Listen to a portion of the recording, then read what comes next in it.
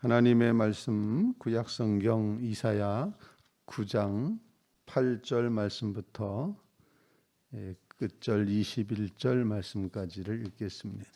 주께서 야곱에게 말씀을 보내시며 그것을 이스라엘에게 임하게 하셨은즉 모든 백성 곧 에브라임과 사마리아 주민이 알 것이오늘 그들이 교만하고 완악한 마음으로 말하기를 벽돌이 무너졌으나 우리는 다듬은 돌로 쌓고 뽕나무들이 찍혔으나 우리는 백향목으로 그것을 대신하리라 하는도다.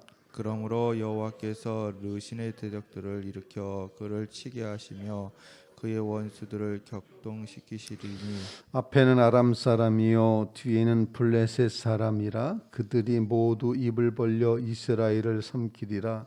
그럴지라도 여호와의 진노가 돌아서지 아니하며 그의 손이 여전히 펴져 있으리라. 그리하여도 그 백성이 자기들을 치시는 이에게로 돌아오지 아니하며 만군의 여호와를 찾지 아니하도다.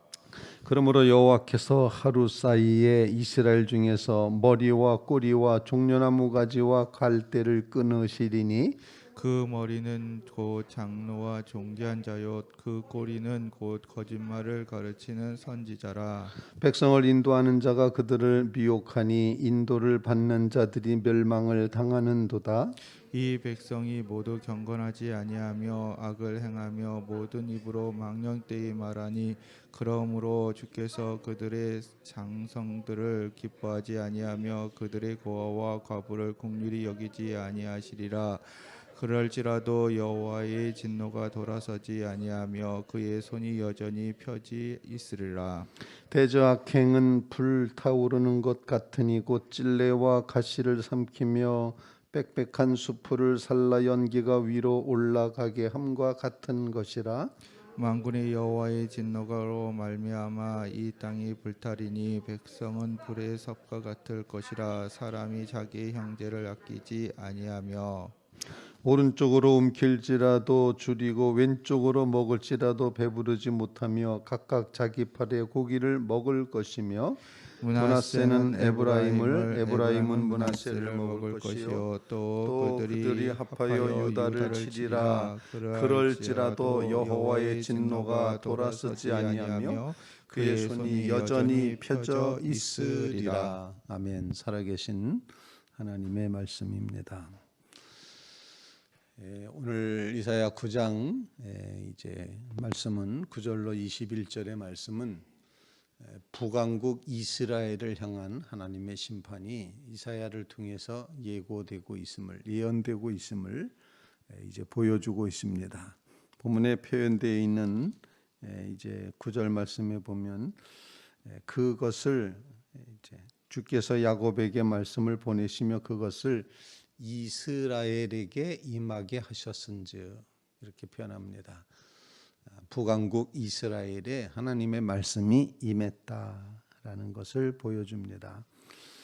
그래서 말씀이 그들에게 임했기 때문에 그 백성들, 즉 그곳에 사는 사람들, 모든 백성들, 곧 북왕국을 표현하는 에브라임, 그리고 북왕국의 수도라고 할 수 있는 사마리아, 그 주민들이 다 알 것이거늘 그들이 교만하고 완악하여 마음으로 말하기를 아무리 무너져도 우리는 다시 세울 거야. 이제 우리는 백향목으로 다시 만들겠어. 돌을 다시 다듬은 돌로 다시 쌓겠어. 이렇게 말하면서 자신만만해하고 있다. 이렇게 이제 표현을 합니다. 오늘 이 말씀을 통해서 먼저 우리에게 첫 번째로 깨닫게 하시는 것은 기도할 제목은 하나님의 말씀을 주시는데 말씀의 본 뜻을 깊이 깨달아 알아야지 된다는 것을 가르쳐주고 있습니다. 말씀이 임했는데 말씀의 뜻과는 전혀 딴 생각을 하고 있고 또 다른 행동을 하고 있다면은 그것은 철저한 불신앙이고 하나님을 외면하는 것이 된다. 그래서 주님의 말씀이 임했을 때 그 말씀의 뜻에 따라서 순종하고 반응을 보이고 응답하는 그런 믿음의 자리에 서게 주시옵소서. 사람들은 다 자기 편리한 대로 하나님의 말씀을 이제 해석을 합니다.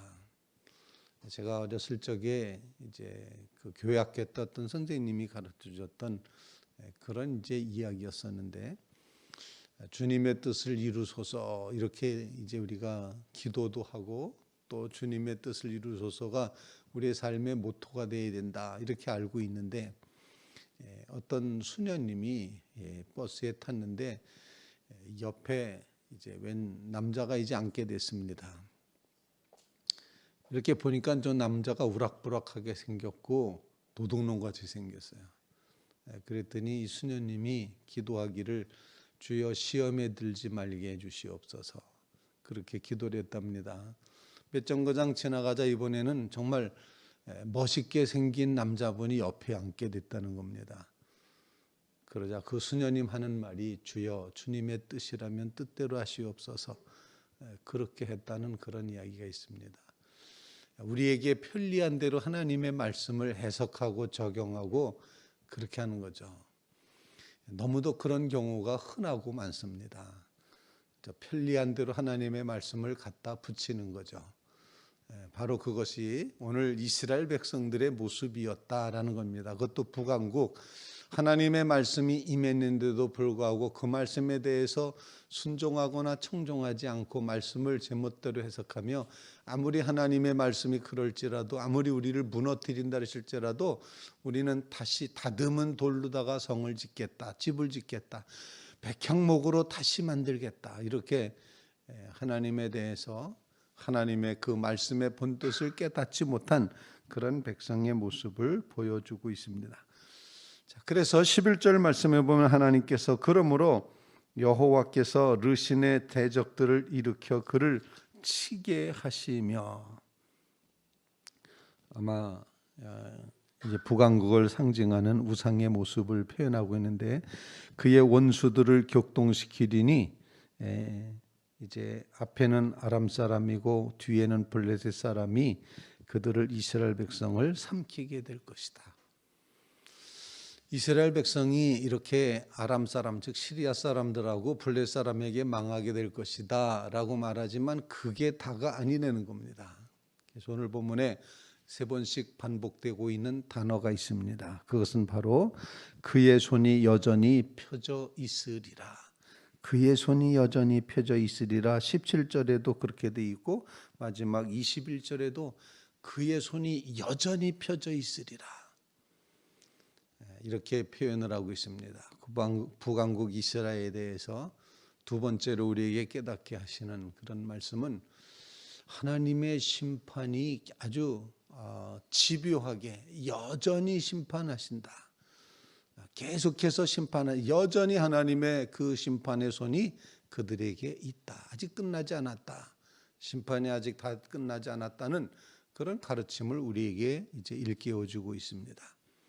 그래서 우리는 하나님의 손을 묵상하며 여전히 하나님의 손이 이제 그들 위에 펴져 있다.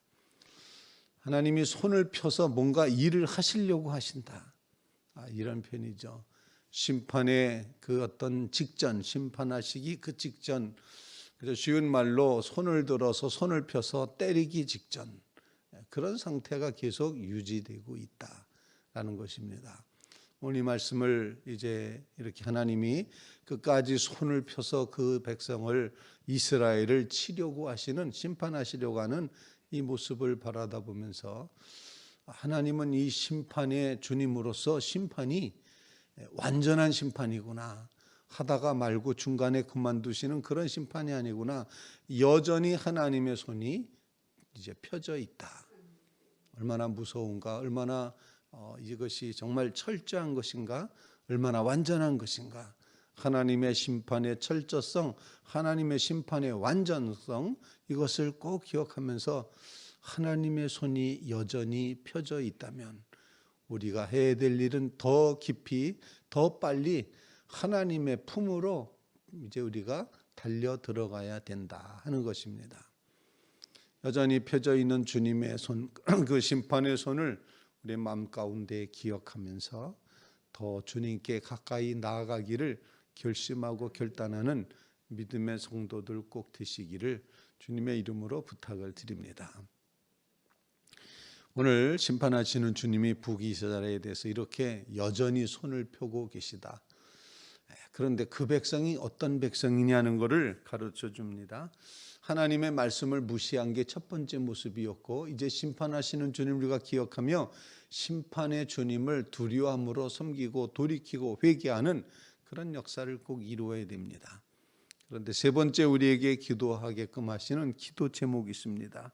그것은 바로 그 백성이 오늘 본문 말씀에 기록된 13절 말씀, 그리하여도 그 백성이 자기들을 이제 치시는 이에게로 돌아오지 아니하며 만군의 여호와를 찾지 아니하는도다, 이렇게 돼 있습니다. 하나님께 돌아와야 되는데 여전히 펴져 있는 그 손이 있는데 이 백성이 하나님의 품 안으로 돌아오지 않습니다. 하나님의 품으로 이제 돌아와야지 되고 하나님을 찾아야 되는데, 하나님을 구해야 되는데, 하나님을 의지해야 되는데 신앙을 잊어버리고 있다는 것입니다. 그래서 성경이 가르쳐주는 세 번째 기도 제목은 우리로 하나님께로 돌아가 하나님을 찾고 하나님을 의지하고 하나님만 만나게 해 주시옵소서, 그런 간구를 주님 앞에 꼭 올려야 된다는 것입니다. 하나님은 그것만 보고 계십니다. 내가 나를 찾느냐? 내가 나에게로 돌아오고 있느냐? 너는 나에게 돌아온 이제 자녀냐? 이렇게 꼭 질문하시고 있다는 사실을 오늘 이 새벽에 꼭 기억하시면서, 하나님의 백성이지만 이미 하나님에게서도 멀리 떠나가 버렸던 북이스라엘 백성들의 불신앙의 모습, 하나님을 외면하고 하나님을 찾지 않고 하나님께 돌아오지 않고 더 멀리 가버린 이 불신앙의 백성들을 오늘 본문에서 보여주고 있는 것입니다. 우리는 거룩하신 하나님, 하나님께로 돌이키기를 간절히 원합니다. 고백하고 기도하면서 좀 하나님께 돌아감이 거기가 구원이고 거기가 은혜이고 거기가 하나님의 사랑이라는 사실을 꼭 기억하면서 오늘 주께 돌아서는 믿음의 성도들 다 되시기를 주님의 이름으로 부탁을 드립니다. 아버지의 것을 다 가지고 나갔어도 정말 행복할 것 같고 새 생을 만날 수 있을 것 같고 역사를 변화시킬 수 있을 것 같았던 둘째 아들, 그런데 아버지를 멀리 떠나고 보니 떠남 자체가 죄악이었고 떠남 자체가 저주였고 떠남 자체가 고통이었다는 사실을 나중에 깨닫게 됩니다. 그래서 그가 이에 돌이켜 아버지 집으로 돌아가니라.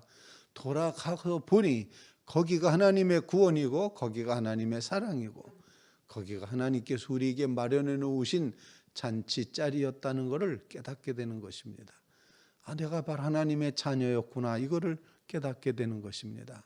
사랑하는 성도 여러분, 하나님의 자녀의 자리로 꼭 돌아오는 귀한 한날이 되시기를 주님의 이름으로 부탁을 드립니다. 그 다음 구절도 계속해서 이스라엘 백성들의 죄를 말하고 있는데 지도자들이 엉망진창이라는 그런 가르침도 있습니다. 그리고 그 백성들이 불쌍한 이웃들을 전혀 돌보지 않는다는 그런 말씀도 있습니다. 불신앙의 백성들의 아주 대표적인 모습들이죠.